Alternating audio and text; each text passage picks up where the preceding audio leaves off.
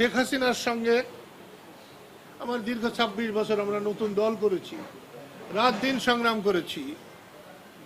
আওয়ামী লীগ আমাদেরকে বহু প্রোগ্রাম করতে দেয় নাই। তারপরেও যদি আওয়ামী লীগের দোসর বানানো হয়, তাহলে তো আমি মনে করব বৈষম্য বিরোধী আন্দোলনকে ব্যর্থ করার জন্য, ধ্বংস করার জন্যে কোনো ষড়যন্ত্র কিনা। সেই জন্য আপনাদের মাধ্যমে আমার বাড়ি ভেঙেছে, আরও ভাঙুক।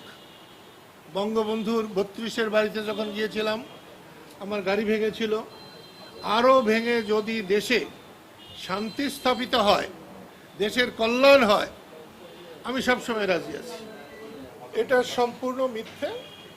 আমি আওয়ামী লীগ করি না।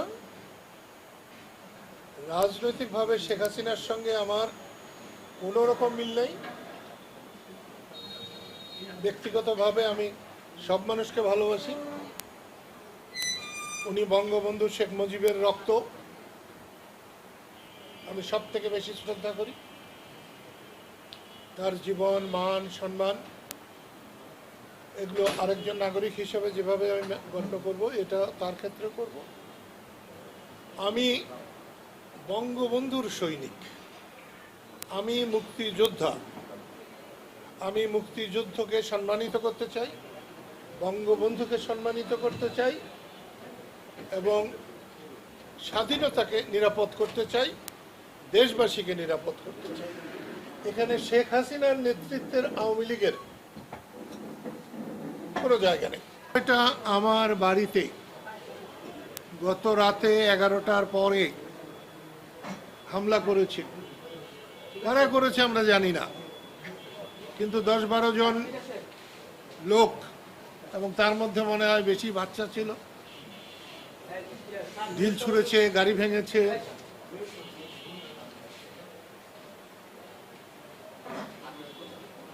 কোঠা বিরোধী আন্দোলন, বৈষম্য বিরোধী আন্দোলনের পরে আমরা এই স্বৈরাচারী মনোভাব আশা করি নাই। আওয়ামী লীগ যদি স্বৈরশাসক হয়, তাহলে আজকের অ্যাক্টিভিটিস, কর্মকাণ্ড, তাকে আমরা কি বলে অভিহিত করব? শেখ হাসিনার সঙ্গে আমার দীর্ঘ ২৬ বছর আমরা নতুন দল করেছি, রাত দিন সংগ্রাম করেছি। আওয়ামী লীগ আমাদেরকে বহু প্রোগ্রাম করতে দেয় নাই। তারপরেও যদি আওয়ামী লীগের দোসর বানানো হয়, তাহলে তো আমি মনে করব বৈষম্য বিরোধী আন্দোলনকে ব্যর্থ করার জন্য, ধ্বংস করার জন্যে কোনো ষড়যন্ত্র কিনা। সেই জন্য আপনাদের মাধ্যমে আমার বাড়ি ভেঙেছে, আরও ভাঙুক। বঙ্গবন্ধুর ৩২-এর বাড়িতে যখন গিয়েছিলাম আমার গাড়ি ভেঙেছিল, আরও ভেঙে যদি দেশে শান্তি স্থাপিত হয়, দেশের কল্যাণ হয়, আমি সবসময় রাজি আছি। আমি একটা জিনিস বুঝতে পারছি না, আমাদের বেসামরিক প্রশাসক এনায়েত করিমের মৃত্যুর মধ্য দিয়ে আমরা একটা স্মরণ সভা করেছিলাম। হাজার হাজার মুক্তিযোদ্ধা এসেছিল কাদেরিয়া বাহিনীর। তাদের সকলের পরামর্শে কাদেরিয়া বাহিনীকে আমরা সুসংগঠিত করার জন্য একটা প্রয়াস নিয়েছি।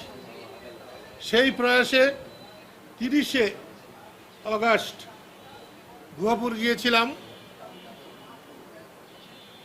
সেখানে মুক্তিযোদ্ধাদের উপস্থিতি দেখে আমার হৃদয় ভরে গেছে। এখন আমার যাওয়ার পালা, সম্মানের সাথে যেতে চাই।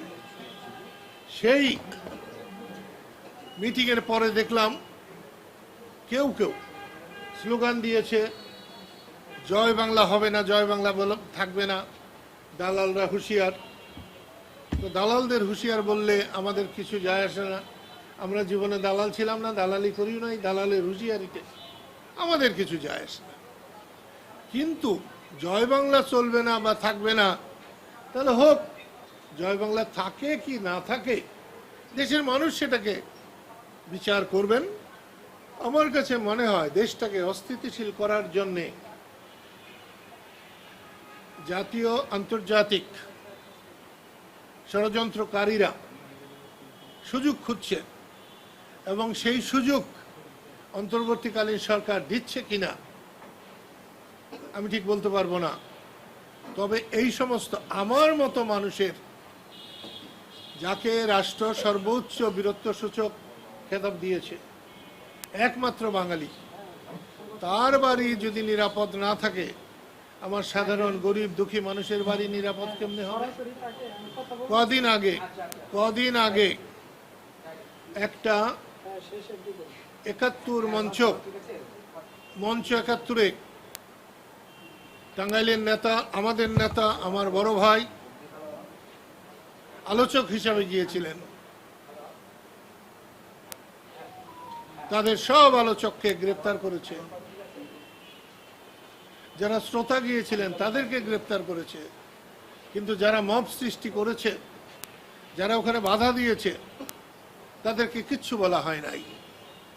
এটা একটা ন্যায় নীতির ব্যত্যয়, আইনের ব্যত্যয়। এখান থেকে আমি এই সরকারকে সরে আসতে বলবো এবং আমার বাড়ির উপরে হামলার মধ্য দিয়েই এই হামলা, চোরা গুপ্তা হামলা, এটা বন্ধ করা হোক। এইটা সরকারের কাছে আমার নিবেদন এবং দেশবাসীর কাছে আমার নিবেদন যে আপনারা জাগ্রত হন, রুখে দাঁড়ান। এই রকম অন্যায়কে সহ্য করলে পরবর্তী বংশধরদের জীবন, সম্পদ, সম্মান সবই হুমকির মধ্যে পড়বে। এটা সম্পূর্ণ মিথ্যে। আমি আওয়ামী লীগ করি না। রাজনৈতিকভাবে শেখ হাসিনার সঙ্গে আমার কোনো রকম মিল নেই। ব্যক্তিগতভাবে আমি সব মানুষকে ভালোবাসি। উনি বঙ্গবন্ধু শেখ মুজিবের রক্ত আমি সব থেকে বেশি শ্রদ্ধা করি। তার জীবন, মান, সম্মান এগুলো আরেকজন নাগরিক হিসেবে যেভাবে আমি গণ্য করব, এটা তার ক্ষেত্রে করব। আমি বঙ্গবন্ধুর সৈনিক, আমি মুক্তিযোদ্ধা। আমি মুক্তিযুদ্ধকে সম্মানিত করতে চাই, বঙ্গবন্ধুকে সম্মানিত করতে চাই এবং স্বাধীনতাকে নিরাপদ করতে চাই, দেশবাসীকে নিরাপদ করতে চাই। এখানে শেখ হাসিনার নেতৃত্বের আওয়ামী লীগের কোনো জায়গা নেই। আমি ইনশাল্লাহ যাব। মুক্তিযোদ্ধাদের সমাবেশ ডাকা হয়েছে, সেখানে কেন যাব না? 10টা মানুষ থাকলেও আমি যাব এবং যা হয় হবে। আমি মনে করি গায়ের জোরের চাইতে মনের জোর অনেক বড় জিনিস। আমি মনোবলে বিশ্বাসী মানুষ। আমি আমার যতক্ষণ পর্যন্ত আমার ধ্যান থাকবে, জ্ঞান থাকবে, ততক্ষণ পর্যন্ত আমি আমার মনের তাগিদকে অনুভব করে বাংলাদেশের মানুষের যতক্ষণ আমি সেবা করতে পারবো, আমি চাই যেন ততক্ষণ আমি বেঁচে থাকি। আমি অচল হয়ে যেন এক মুহূর্ত বেঁচে না থাকি। যতদিন বাংলাদেশ থাকবে ততদিন মুক্তিযুদ্ধের চেতনা থাকবে, মুক্তিযুদ্ধ থাকবে এবং মুক্তিযোদ্ধাদের সম্মান থাকবে। যারা এটা করছে তাদেরকে জিজ্ঞেস করা দরকার তারা কেন করছে। আমি কি করে বলবো যে কেন তারা করছে?